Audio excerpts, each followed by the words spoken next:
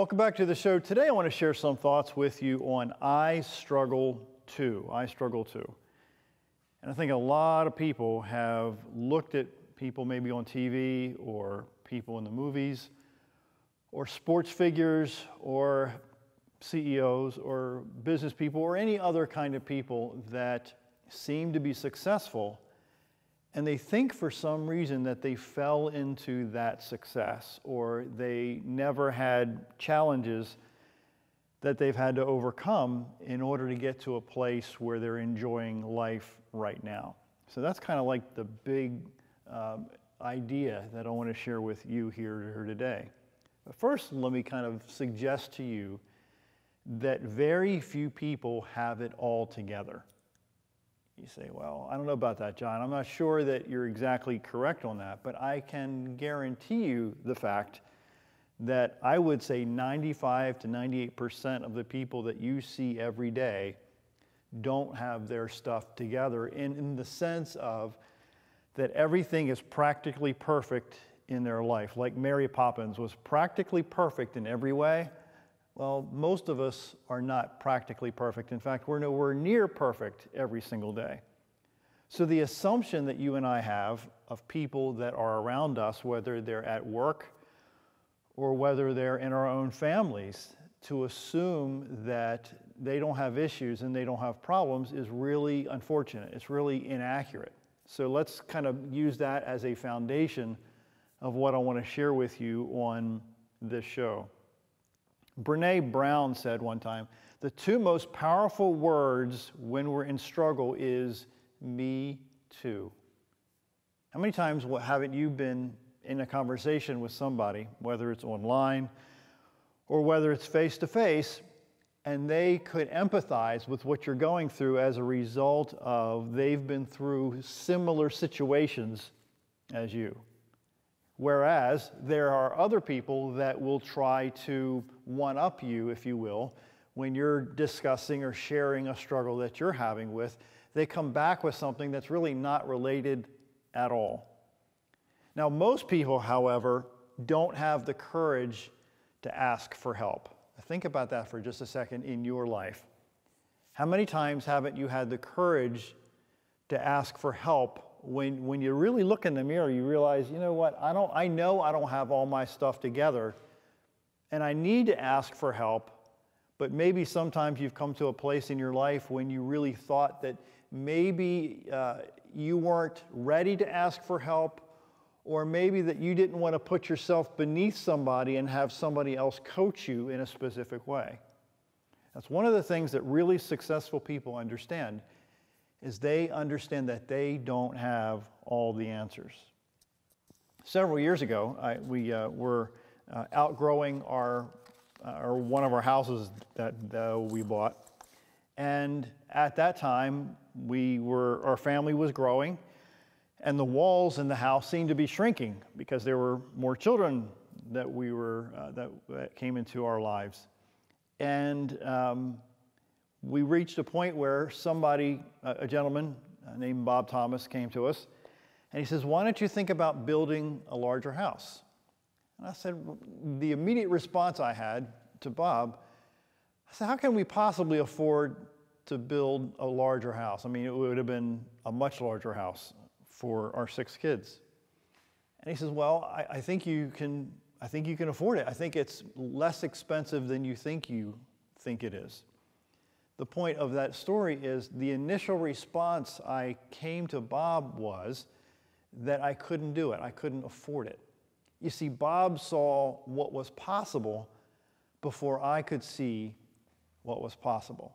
So I had to place really in that situation my trust in a guy who had built houses many, many times, hundreds of times I would assume, hundreds of times, that could see that we could afford to build a larger house with the income I had at the time, and it would give us a lot more room in the house.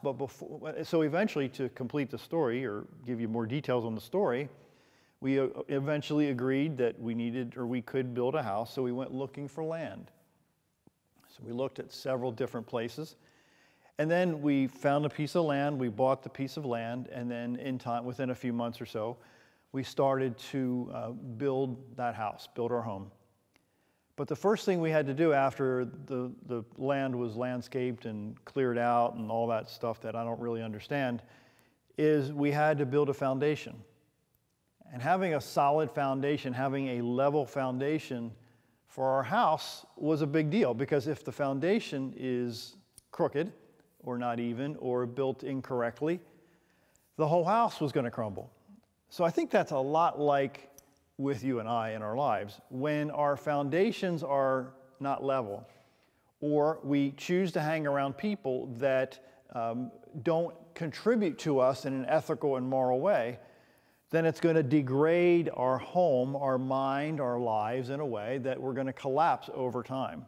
I think you've maybe seen some stuff on TV where people have built their houses on not so solid ground, maybe on sand or maybe in an area where they would have potholes, or not potholes, but holes that would pop up out of nowhere. And then the houses collapsed into these holes because the homework wasn't done before they started building the house. I think sometimes if you and I look in the mirror long enough, you know and I know that we've been around people in our lives that have placed a foundation under us that wasn't very solid. And then through time, we eventually collapsed as a result of maybe trusting the wrong kind of people. So what I did, starting in the 1980s, yes, I'm that old, starting in the 1980s, I started to build a library in our home of books of people that were and are much smarter than I am, and I started reading that material consistently. And then what I was, at that time, I was on the road a lot, so I would buy these audiobooks and play these audiobooks in the car all the time. So I was getting constantly educated from people that are much smarter than me, much more experienced than I, at the time much older than I, that have been there and done that. And then due to reading that material and listening to that material over and over again, it solidified my mental foundation. Think about that a minute. What you listen to, what you read, what you hang around will absolutely impact your mental foundation. So if you hang around people that are unethical, if you hang around people that are dishonest, if you hang around people that maybe don't know that they don't know, eventually that is going to corrupt your foundation in a way where not only will you begin to have cracks in your foundation, in your integrity, in your honor, in being respected by other people, but eventually it's going to erode the goals and the dreams that you have in your own life. So I started to surround myself with material and information because I know I don't have all the answers. And if you're watching this show thinking that I have all the answers, I don't, because I stand on the shoulders of people that are much smarter than I am. And I think that's a habit that you might want to consider for your own life, to sit on the shoulders of people that are much smarter than you, so that you're not eventually going to end up in a place where you can't dig yourself out because you've dug yourself into a hole that's so deep you can't even see sunlight. And there's a lot of people out there like that these days. So let me just kind of give you a kind of a broader view on my struggle. I grew up with a serious stutter. I still have it from time to time. On these shows, I try to control it with breathing. It's a long story behind that. But I had a bad issue in school.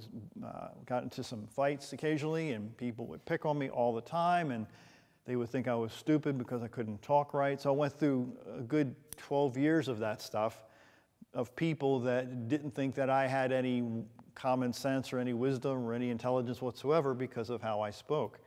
So that pushed me back into a cave of fear that I didn't want to come out of a shell. I didn't want to express myself. I didn't want to take chances. I didn't want to take calculated risks to do big and bold things in my life because of what people viewed me. And then eventually that got into my head, thinking that I was less than what I am. So eventually I got into retail, and I sold film and camera gear because that's what I studied in school. And then I met my wife in 1987, got married in April of '88. So we went through a period of time. So then in the summer of 1988, my uncle approached me about getting into the insurance business. And mind you, I came from retail, so customers would come into the store to buy cameras and film and other things. But in the insurance sales business, you have to go out and meet people. You have to be the proactive one, the one that initiates the contact. Remember, I'm stuttering real bad back then. So I'm thinking, how can I possibly do this? So longer story short, I got into the insurance business in August of '88, and I'd still been in it since 1988.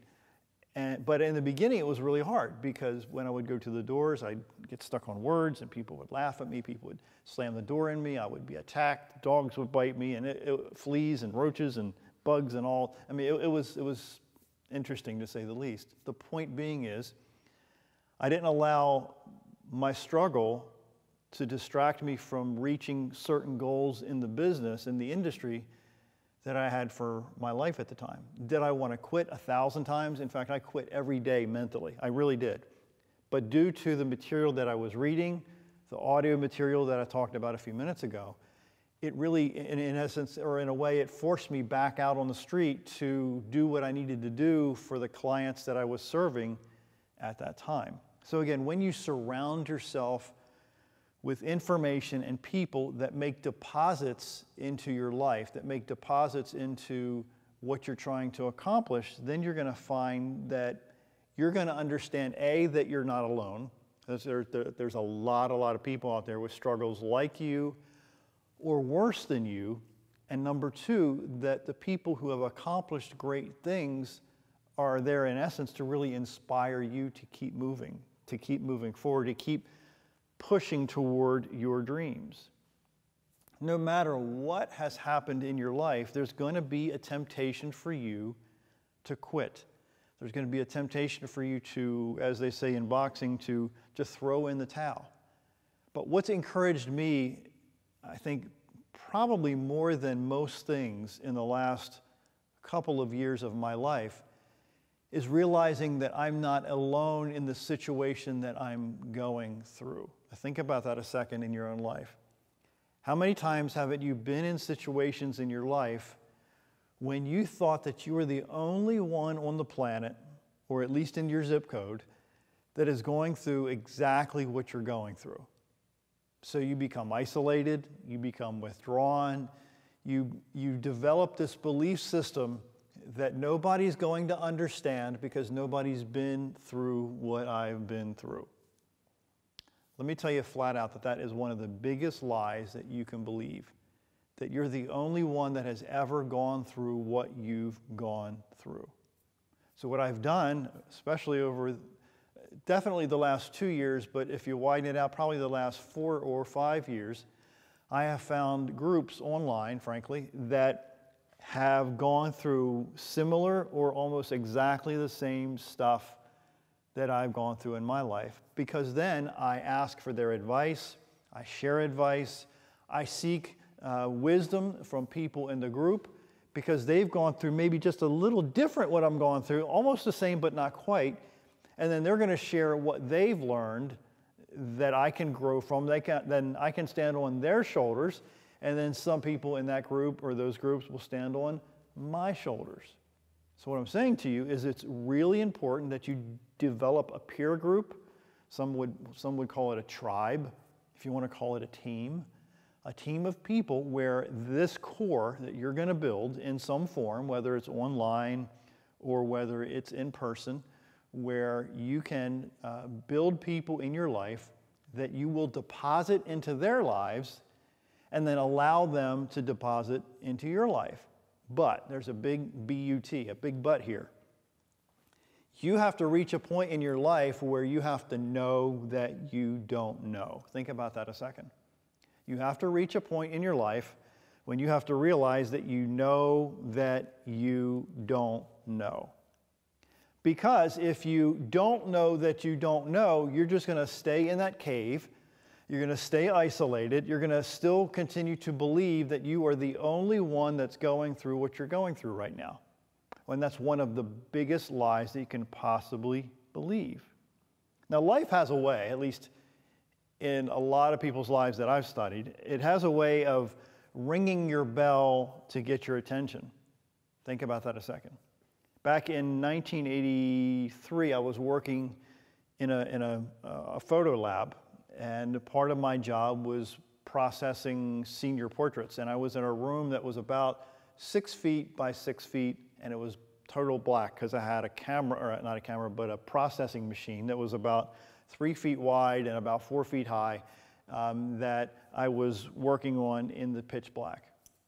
And there came a time, not too many months into my employment there, that I had to wake up and realize that, man, this position is not going to get me where I need to get to in life. I think I was making $3.50 an hour at the time back then. So the point of this story is that you and I have to realize that what we're doing is working or what we're doing is not working. And I would say more times than not, what we've been doing, at least maybe in the past, is not going to take us to a place where we really want to be in life. What is really discouraging to me is that there are lots of people, I would suggest to you that there are millions of people in the world that live and grow old and eventually die, obviously, that they haven't even gotten out of that cave. They haven't gotten out of that isolation mode, thinking that they are the only one, or maybe they haven't surrounded themselves with books and audio material that can help them learn. These days on YouTube, man, you can learn almost anything that you want, including from some of the people that I've studied for the last 30 years or so. So you have a choice. You and I both have a choice to either stay in this cave or to run out of this cave. There's an old story, ancient story about a guy named Elijah.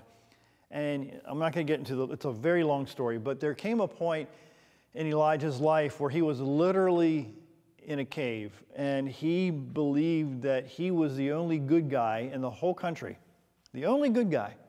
That it was his time to die, and he really had no other alternative. Until one moment he got this he got this revelation, if you will, that in fact he was not the only one. He was not the only good guy in the country, that there were a lot more people out there similar to him, which gave him the courage to step up and do some extraordinary things that historians have written about over the last few thousand years. It doesn't matter where you struggle, because what does matter is what you do in the middle of the struggle. I think more times than not, if you read about the most successful people and or watch them on YouTube, you're going to see that even the richest of the rich, the millionaires and billionaires now, still struggle with the inertia or the lack of inertia that they need to do certain things during the day. Mel Robbins talks about the 5-second rule. She's a great teacher, still struggles every day, her own words, she still struggles every day. She gives herself the 5-second rule because every morning, most mornings, she does not want to get up in the morning. So she devised this little shortcut, this hack, if you will, and it gives herself 5 seconds to get up. So she lay there and is like, I really don't want to get up. 5, 4, 3, 2, 1, and then she gets up and does what she needs to do. So then that has evolved into a system in her own life that now she's taught and written about, where when you reach a point in your life when you don't really know if you want to cross over into a new area of your life, you give yourself the 5-second rule. 5, 4, 3, 2, 1. And then it gives you maybe that mental, push, that mental shove to do something that you really don't want to do.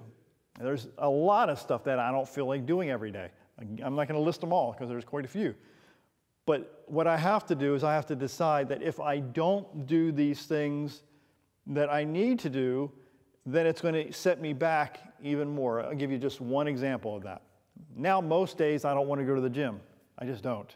I've been going to the gym now for probably 11-ish years, about 5 to 6 days a week, because it relieves stress, and it's a number of reasons why I go. I'm not going to get into that. But the point is that most days I don't want to go.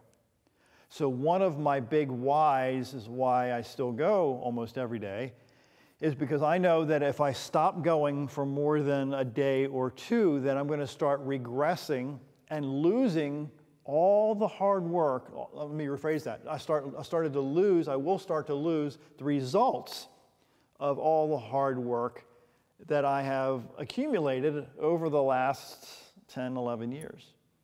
So maybe that's my hack. Maybe that's my why. Maybe you need a why that's big enough to give you that shove, to give you that push to do some things that maybe you don't feel like doing.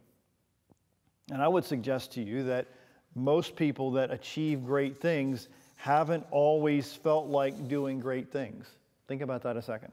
Most people that have achieved great things have really not always felt like doing great things, because most of the things that they have to do are not great.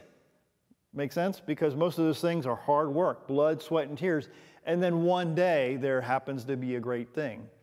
But sometimes it takes thousands of attempts to get to the great thing, which involves falling on your face, discouragement, tears, exhaustion, frustration. But the potential of you continuing to take those steps every single day is essential. Everybody has fallen on their face over and over again. The difference between losers and winners are the people that keep getting back up again. And that's really hard to do. I'm not here to pretend that I've got, all the answers, because I certainly don't. Like I said moments ago, I still study every day of really, really smart people to remind me of stuff that I forget about all the time. But the people that are successful and have achieved some level of success in some form have fallen on their face, listen, more times than the average person has even gotten up. Think about that a second. The most successful people have fallen on their faces more times than the average person has even gotten up to make one or two attempts. So what does that mean? That means if you want to be successful in some form, you have to be willing to fall on your face more than you are successful. Now think about that math for a minute. So the sum of success is falling on your face over and over and over again, and learning something while you fall on your face over and over again. I'm not suggesting that you make the same mistakes over and over again, because that's kind of dumb, right? That's like not knowing that you don't know. But as you fall on your face, you're going to learn a little something, so maybe the distance between the next time you fall on your face is wider instead of the next day or the next week. Make sense? So everybody falls on their face. Something that happened to me a long time ago is I was out in the field, not field as in a farm field, but I was out selling insurance, and I found out that my buddy Rodney bought this particular car. And at the time, I was driving an older car, and I was envious of his car. I liked his car. His car was okay looking to me. I liked it. The seats were great, etc. And then I decided one day, while my wife was at work and I was out selling insurance, I decided to go to a car dealer and to trade the car in I was driving without consulting my wife beforehand and buy a similar car or a like car that my friend Rodney was driving. So I go in the car dealer, wheel and deal. Now, mind you, my wife's at work at the time, and she didn't even know I was going to the car dealer. So that's something you don't want to mirror. Do not copy me in this situation. That's a no-no, okay? So I was in my mid-20s at the time. Foolish, very foolish. So I go to the car dealer, did the deal. So I called my wife. I says, Tammy, I decided that today I'm going to buy a new car, not a used car, a new car. Most expensive. Went over the details. Now, mind you, she's at work. So her response was, John, if that's what you really want to do, go ahead and do it. Well, you don't know my wife, but those calm, easygoing words were like, don't you even think about putting us into more debt as a result of your stupidity. That was the translation I got over those nice, sweet words. The point of the example is contentment is destroyed by comparison. I'll say that a few times. Contentment is destroyed by comparison. Let me say it one more time. Contentment is destroyed by comparison. So when you look at other people in your life and you get discouraged by how far they've come along in their lives, without understanding the backstory, without understanding all the blood, sweat, and tears, without understanding all the bloody noses they got from falling on their faces hundreds or thousands of times, you can't appreciate their journey because all you see is the end result. All you see is the successful area in their lives. So as I end the show today, please understand that all successful people struggle too. If you are not willing to struggle a lot of times consistently, not stopping and starting, but consistently, you're not going to reach any level of success. So be willing to struggle. Be willing to make consistent mistakes, but learn something from each and every one of them so that one day you're going to wake up and say, you know what? I've made it because I didn't quit along that journey. My name's John Carver. Thanks for watching, and we'll be back real soon.